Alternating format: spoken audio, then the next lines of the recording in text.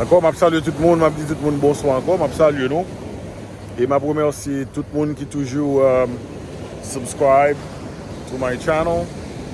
Really sending messages, positive messages to me. And look at this beautiful view behind me. Really beautiful. Again, if it's not now, when? Stop putting things away and say you'll have time.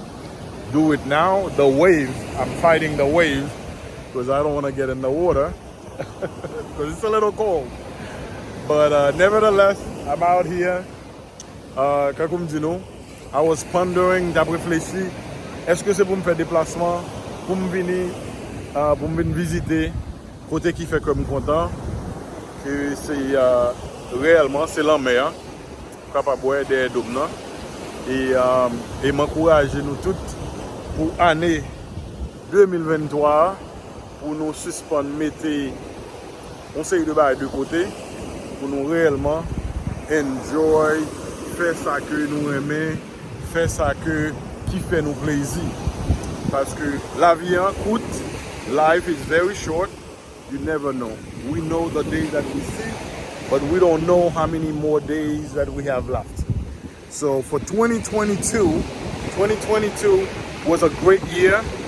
A lot of great things happened. At the same time too, it was a very sad year for many close friends and family.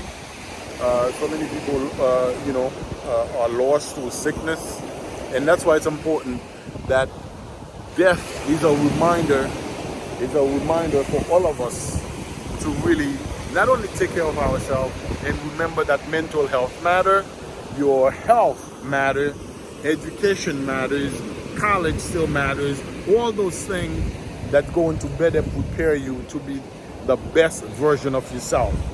So a lot of great things will be happening in 2023.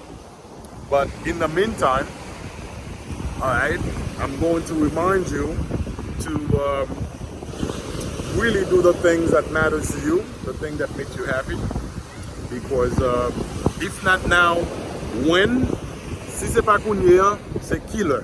Ça c'est message dans ça. Pour nous réfléchir, pour nous penser sur ça. Si c'est pas kounyè, c'est kilé. N'a pris vacances ça, nous avons planifié pour nous prendre. C'est kilé. Nous allons manger dans beau restaurant, ça toujours parler de lui-même, mais on va voir de courses là, de combien ça coûter, de vacances là, combien ça coûter, est-ce qu'on peut afford it. The bottom line is, folks, so that's why the message is, if it's not now, when? Si c'est pas kounyè, c'est kilé. Parce que jour yo pas garanti. En tout cas, pas oublier, allez subscribe sur YouTube channel moi, qui c'est Dr. Dossainville France 49. Dr. Dossainville France 49. Vous capable de subscribe côté que vous avez une vidéo, vous avez un message que en 2023 nous allons poster en pile genre de message sur éducation, sur santé mentale dans une seule place dans YouTube channel moi qui c'est encore Dr. Dossainville 49, Dr. Dossainville France 49. Vous capable de voir une série de messages, une série de vidéos. En tout cas, je dis nous encore bonne fin d'année 2022. We still have a few more days to go, and then I will see you in 2023. In the meantime, enjoy this beautiful sound of the ocean and the waves behind me. One love.